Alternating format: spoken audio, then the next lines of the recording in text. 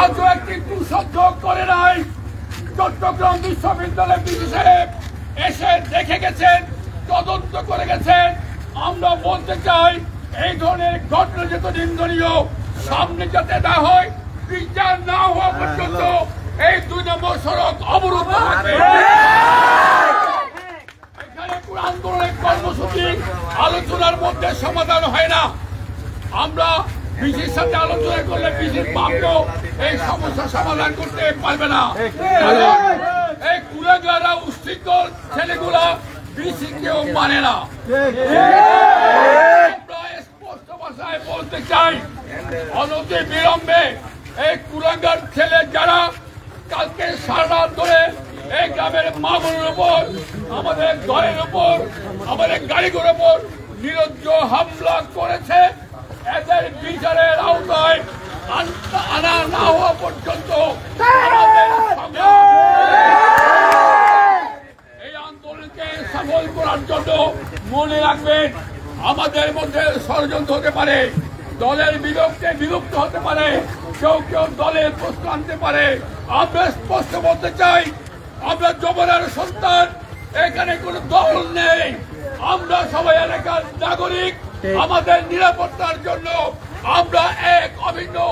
কোন ধরনের ষড়যন্ত্র, কোন ধরনের বেশি শক্তির কাছে মাথা নত আমরা করব না। বন্ধুরা, যে হামলা হয়েছে, যে ক্ষতি হয়েছে, অনতি বিলম্বে সে চিহ্নিত অপরাধীদেরকে আইনের আওতায় এনে 24 ঘন্টার মধ্যে অপরাধীদেরকে গ্রেফতার করতে না পারলে আমরা গোবরার সমস্ত জনগণ বিশ্ববিদ্যালয় ঘেরাও করব। এর জন্য জীবন গেলে জীবন দেব। আমার মানের চেয়ে জীবন বড় নয়, আমার বাবনের যোগের চেয়ে জীবন বড় নয়, আমার এলাকার সম্মানের চেয়ে আমার জীবন বড় নয়। আমরা ঐক্যবদ্ধ থাকবেন এবং এই আন্দোলনকে চূড়ান্ত পর্যায়ে নেওয়ার জন্য আমরা 24 ঘন্টা সময় দিয়েছি। এখন আমি বিসির সাথে কথা বলবো। 24 ঘন্টার মধ্যে এই সমস্যার সমাধান না হলে আমরা বৃহত্তর আন্দোলন, আমরা রাঙ্গামাটির খাগড়াছড়ি রোড অবরোধ করব। সোজা আগুলে ঘি উঠে না।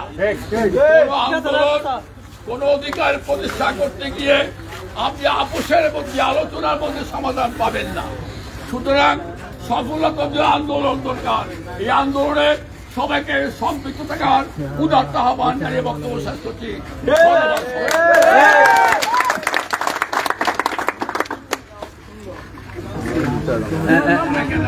বিলম্ব